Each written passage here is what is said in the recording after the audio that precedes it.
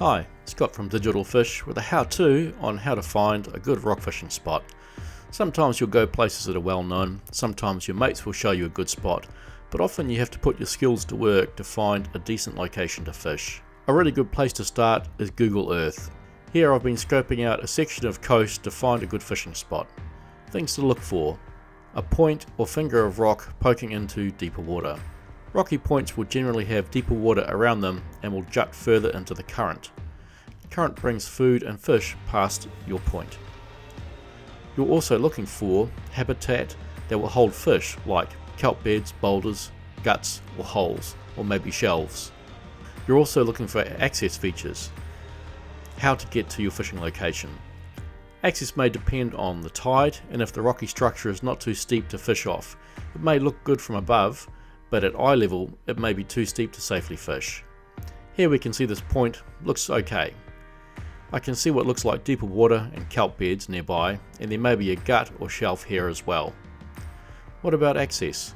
You can't see from the image, but these are cliffs, and at some stage of the tide water is in this channel, so I'm going to have to be careful not to get cut off because I don't know if the spot is underwater at full tide. Here's a quick tip for using Google Earth. Google Earth has a ruler tool which is really helpful for measuring distances. Here for example I can see how far it is to cast my bait. If I can cast my bait about 40 meters, it helps me understand the range in which I can cast, whether I can reach deeper water or kelp beds that are close to my location. So I set off to fish the spot. I found an access point down to the rocks I wanted to fish. I was able to wade out on a falling tide to the rocks I'd seen on Google Earth. I set up my gear and started fishing. If you don't have a pair of Polaroid sunglasses, buy some. They help you see into the water and spot fish and structure. Looking around here I can see where the sand starts in the lighter green area. I can see a kelp bed here and here at my feet. These are all places to cast my line and see if the fish are holding here somewhere or passing through. Kinner beds or mussels may be sitting in some of these places. The first thing I caught here was actually an octopus. Snapper definitely like octopus, and although I have used them for bait sometimes, I let this one go as I had plenty of pilchards. As we see the octopus taking off, we can also see kinner hiding in around the rocks. This is great snapper food and a good indication that a snapper has a reason to come here. I was burling into a strong side wind. Always take burley with you, it will definitely improve your chances of attracting fish to your location, especially if there is structure and kelp where the burley is floating.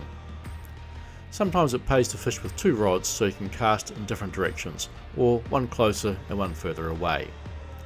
So here is where I was fishing. I cast in a few different directions and tried a few different spots. Action was a bit slow and the moon phase was average. As darkness fell, things got a bit better with some snapper starting to bite. It's quite common for the snapper to come in closer once it gets dark if they have a reason to venture in close, like hunting for food. I also caught a conger eel. My mate caught a nice snapper and he lost a real big one. His rod was bucking hard and he was getting pulled all over the rocks. This spot looked good and we managed to catch some fish here, so it paid off. Hopefully that has helped you know what to look for when finding a new rock fishing spot. Good luck and tight lines. This is Scott from Digital Fish with content that catches.